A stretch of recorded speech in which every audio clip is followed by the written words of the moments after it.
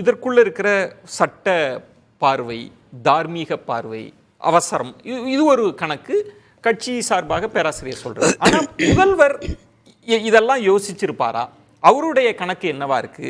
ஏன் திரு செந்தில் பாலாஜி, ஏன் திரு கோவிசெலியன், ஏன் திரு ஆர் ராஜேந்திரன் எதற்காக உதயநிதிக்கு உடனடியாக இப்போ கொண்டு வராங்க? இதுக்கெல்லாம் என்ன கணக்கு இருக்கு? பொதுவாக எல்லார் மத்தியிலுமே அன்னைக்கு கலைஞருக்கு இது, இன்னைக்கு ஸ்டாலினுக்கு இதுன்னு ஒரு கம்பேரிசன் இருக்குது. அதுவே கால வரனோட பார்த்தா அன்னைக்கு கலைஞர் கட்சிக்குள்ளே இவ்வளோ கண்ட்ரோலில் இல்லை. அவர் இருக்கும்போதே வைகோ தலைமையில் 1/3 மாவட்ட செயலாளர்கள், 1/3 ஒன்றிய செயலாளர்கள், 1/3 கிளை செயலாளர்கள் கலைஞரை எதிர்த்தே போனாங்க. அந்த அளவுக்கு தான் கலைஞருக்கு கண்ட்ரோல் கட்சிக்குள்ளே இருந்தது. அப்போ அதுக்கு மெயின் ரீசனாக இருந்தது மு.க. ஸ்டாலின் ஃபேக்டர். அதற்கு முன்னே ராஜேந்தர் இதுலேயும் மெயின் ரீசனாக மு.க. ஸ்டாலின் ஃபேக்டர் அவர் கொண்டு வந்தார். அதற்கு பிறகு மு.க. அழகிரி இதுலேயும் மு.க. ஸ்டாலின் ஃபேக்டர் தான் இருந்தது. அப்போது இந்த 3 சக்திகளுமே வெளியேறியாச்சு. ஒருத்தர் க்ரௌட் புல்லர், ஒருத்தர் ஆர்கனைசர், இன்னொருத்தர் அவரோட சகோதரர், அவரும் ஆர்கனைசர் தான். 3 பேருமே வெளியே போன பிறகு மு.க. ஸ்டாலின் இருக்கிறாரு. அவர் அந்த கட்சியை பிடிக்கிறார். ஆல்மோஸ்ட் திமுக இன்னைக்கு சிங்கிள் பர்சன் பார்ட்டி. கலைஞர் சிங்கிள் பர்சன் பார்ட்டியா இல்லை. அந்த வார்த்தை கரெக்ட் தானா? ஆல்மோஸ்ட்ங்கிற வார்த்தையை சொல்லி தான் நான் இல்ல கட்சியை பிடிச்சாருங்கிறீங்களே, அது சரிதானா? இல்ல நீங்க பேசுங்க, குறுக்க வரல, பேசுங்க. கட்சியை பிடிச்சாருன்னா நீங்க அதை லிட்டரலா பார்க்க வேண்டாம். அவர் கையில் அந்த கட்சி வந்துட்டுன்னு சொல்லுங்க. எல்லாரும் ஆளுகைக்கு அவர் எந்த இடத்துல சொல்றாருன்னா, பொதுக்குழுவை கூட்டி, செயற்குழுவை கூட்டி, ஜனநாயக ப்ராசஸ் எல்லாம் நடந்து தலைமை பொறுப்பு கொண்டு வந்து பிடிச்சாரு. அந்த இடத்துல அவருக்கு எனக்குள்ள டைம்ல சரி சரி அதை ஒன்றும் இதா சொல்லல. இவருக்குள்ள ஆளுமை கருணாநிதி கிடையாது. கருணாநிதிக்கு பைத்தியம் பிடிச்சிட்டு சாத்தூர் பாலகிருஷ்ணன் சிட்டிபாவை மறந்துட்டாரு. இன்னும் அவர் அலையன்ஸ் போகும்போது துணை பொதுச்செயலாளர் கருணாநிதியை டைரக்டா பேசினாரு. இன்னைக்கு ஸ்டாலினை யாரா பேச முடியுமா? ஸ்டாலினை யாரா பேசிட முடியுமா? நான் அதை சொல்றதுக்கு தான் சிங்கிள் பர்சன் பார்ட்டின்னு சொன்னேன். ஸோ அது சிங்கிள் பர்சன் பார்ட்டிங்கிற ஒரு அந்தஸ்துல இருக்குது. இல்ல நான் ஒன்று கேட்கிறேன். முன்பு இதை அதிமுகவுக்கு சொல்லுவாங்க, ஜெயலலிதா அவர்கள்லாம் எல்லாம். ஸ்டாலின் அப்படி நடத்தல. இது பாராட்டான்னு கேட்கிறேன். அவர் பாராட்டா எடுத்துக்க மாட்டாரு. அவர் விருப்பம், அவருக்கு பெர்ராகேட்டிவ். அதை நம்ம இப்படி எடுக்கணும் அப்படி எடுக்கணும் நம்ம சொல்ல முடியாது. எதிர்ப்பு இல்லைன்னு சொல்ல வரீங்க. ஸ்டாலின் கலைஞருக்கு கூட்டணி பேசும்போது அந்த நெருக்கடி இருந்துங்கிறது வரலாறு. அது நம்ம சொல்றதுல என்ன இருக்கு? இப்ப என்ன கணக்கு? இப்ப இதுல திரு செந்தில் பாலாஜி, திரு கோவிசெலியன், திரு ஆர் ராஜேந்திரன், அதுவும் செந்தில் பாலாஜி வழக்கு இருக்கு, சட்ட சிக்கல், மணி அவர்கள்லாம் கோடிட்டு காண்பிக்கிறாங்க. அப்படின்னா முதல்வர் என்ன நினைக்கிறார்? எதற்காக உதயநிதி அவர்கள் துணை முதலமைச்சர் என்ற இடத்துக்கு நகர்றார்? அவருக்கு தெரியும் இது அவசரம்னு சொல்லலாம், விமர்சனம்னு சொல்லலாம். அதெல்லாம் எல்லாம் தெரிஞ்சுதான் இந்த 4 பேர் உள்ளுக்கு வராங்க. பாராளுமன்ற தேர்தலுக்கு முன்னாடியே உதயநிதியை எலிவேட் பண்ணுவாங்கன்னு எல்லாரும் சொன்னாப்புல. நான் சொன்னேன், ஒரு வெற்றிக்கு பிறகு தான் எலிவேட் பண்ணுவாங்கன்னு உங்கள்கிட்ட சொல்லியிருப்பேன்.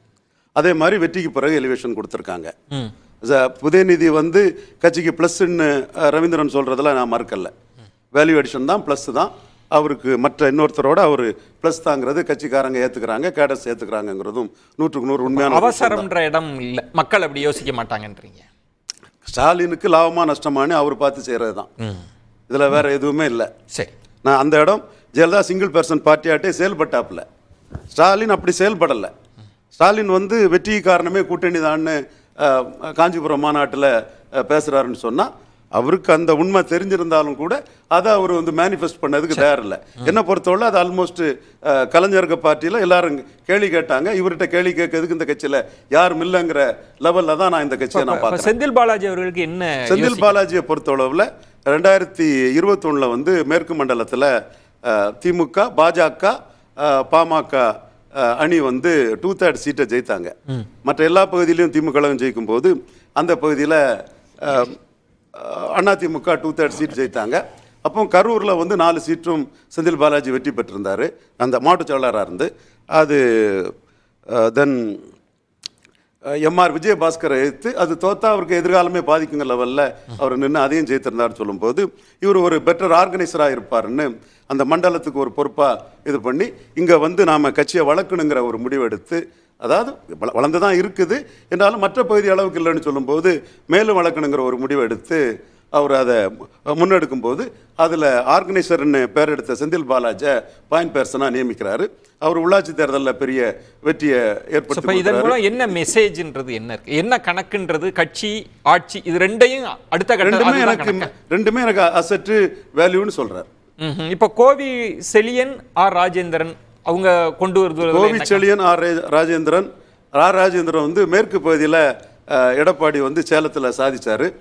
அவரே சொன்னது மாதிரி 2019 8000 ஓட்டு குறைவாக இருந்த இடத்துல நான் பிரச்சாரம் பண்ணி அதை வந்து இன்னைக்கு 40000 ஓட்டில் நான் ஜெயித்திருக்கேன்னு அவருக்கு எடப்பாடி தொகுதியை பற்றி சொல்லும்போது சொல்லியிருந்தார். ஸோ எடப்பாடியோட அந்த பெர்ஃபார்மன்ஸ் வந்து சேலம், நாமக்கல், கள்ளக்குறிச்சி இந்த பகுதிகளில் பெருசாட்டும் சிறப்பாட்டும் இருக்குது கம்பேரிட்டிவில்.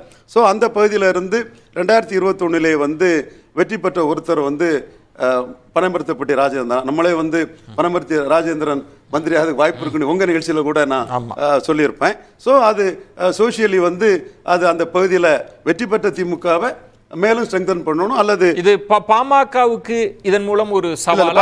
பாமகவுக்கு இல்லை, எடப்பாடி பழனிசாமி அதிமுக. ஏன்னா அந்த ஓட்டு அதிமுக கிட்ட தான் குவிஞ்சு இருக்குது.